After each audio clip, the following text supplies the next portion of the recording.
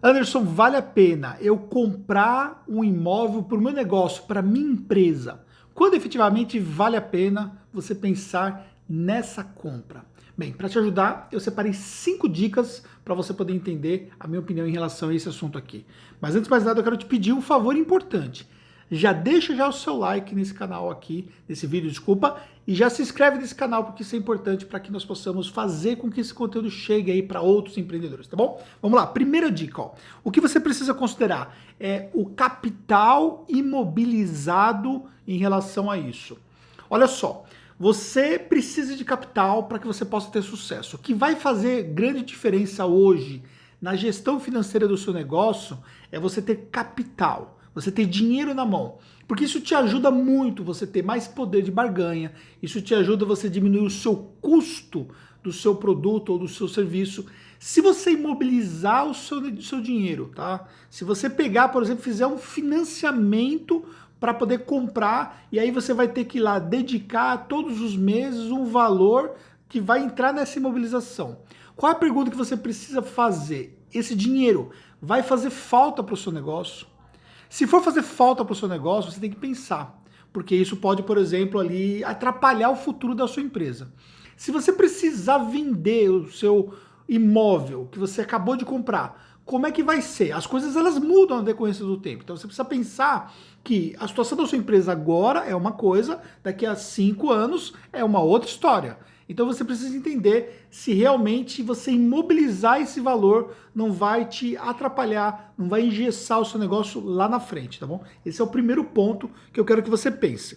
Segundo ponto, a diferença entre o capital imobilizado, a valorização desse capital imobilizado versus o valor aplicado. Então olha só, se você, por exemplo, paga uma locação, e essa locação, quando você compara o preço que você vai pagar todos os meses do imóvel que não é seu, quando você pega esse dinheiro e você coloca numa aplicação e esse dinheiro rende mais numa aplicação, será que efetivamente faz sentido para você comprar um imóvel e manter isso imobilizado? Ah, Anderson, mas o imóvel pode valorizar, claro que pode.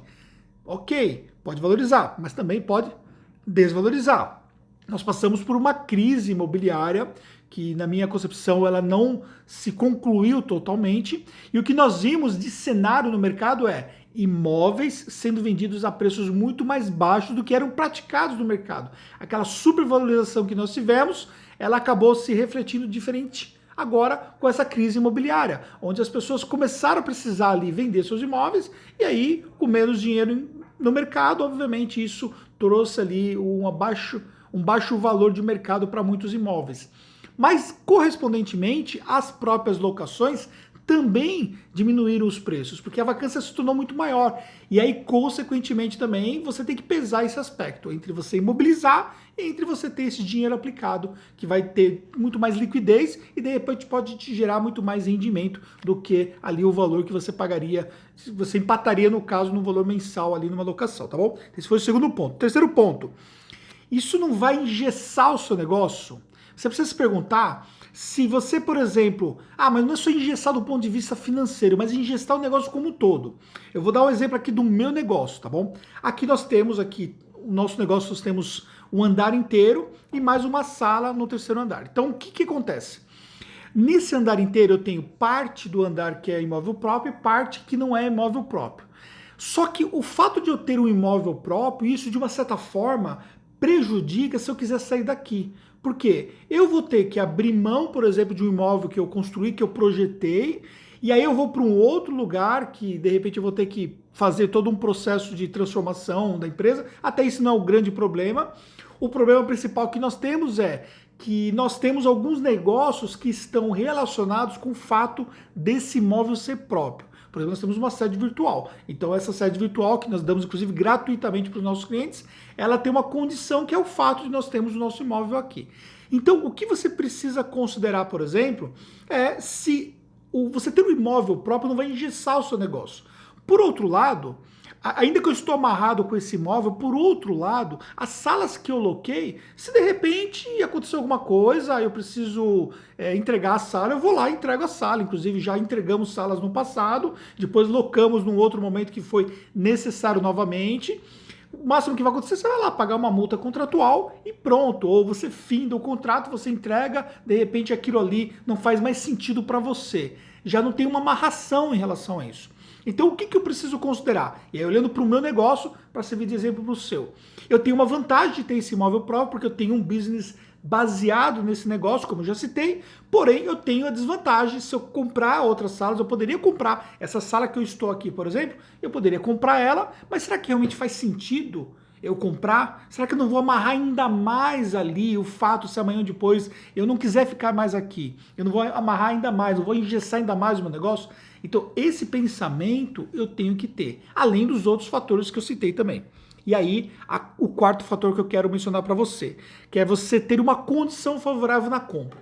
Muitas vezes nós nos empolgamos em ter o nosso imóvel, mas a pergunta que eu faço é uma condição favorável comprar naquele momento?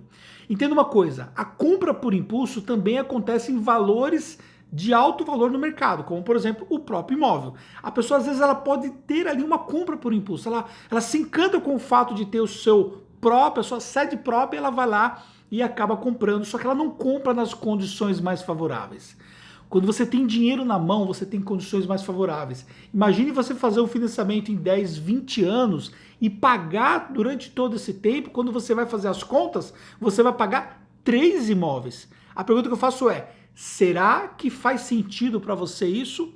Ou será que não faz muito mais sentido você pensar numa condição favorável futura e aí você esperar e comprar esse imóvel numa condição mais favorável? Então pense nesse aspecto. E o quinto aspecto que eu quero citar para você é se você pensou que você precisa pensar, né? Ficou redundante. Se você pensou no fato que você precisa proteger esse imóvel. Você tem um business, ok? Você tem um negócio aqui. Assim como eu tenho um negócio, você tem o seu negócio. Ok. Se der alguma coisa errada, o que você vai fazer? Será que o seu imóvel está em risco? Olha só, se você tem esse imóvel na sua empresa ou até na pessoa física, dependendo das condições, você pode ter esse imóvel penhorado numa situação. Você pode criar alguns filtros, você pode ganhar algumas proteções adicionais em relação a isso. E uma dessas proteções é você criar uma hold patrimonial. Aqui na Taxus, por exemplo, nós criamos hold patrimoniais não só para os nossos negócios, mas também para os negócios dos nossos clientes. É claro que existem particularidades específicas, como subir o imóvel para hold, pensar no aspecto relacionado à ITBI, pensar no aspecto no futuro da venda, quando você tiver que fazer uma venda e tem a questão de do eventual ganho de capital, enfim, tem vários aspectos que devem ser considerados. A transferência da documentação, o custo disso, mas você precisa consultar alguém que possa te ajudar nesse sentido. Por quê? Isso vai ajudar você lá no futuro, num planejamento, para você até fazer um processo sucessório, e também não só isso, mas você também fazer ali um processo da própria tributação desse imóvel para a sua pessoa física. Existem aspectos específicos em relação a isso. E aí uma hold patrimonial pode te ajudar nesse sentido, tá bom? Muito bem, espero que você tenha gostado desse vídeo aqui. Se você não deu o seu like, deixa o seu like. Se você quer deixar o seu comentário. E se a Taxus puder te ajudar de alguma forma, você pode entrar em contato conosco. Vai ser um prazer te ajudar. Um grande abraço e até um próximo conteúdo.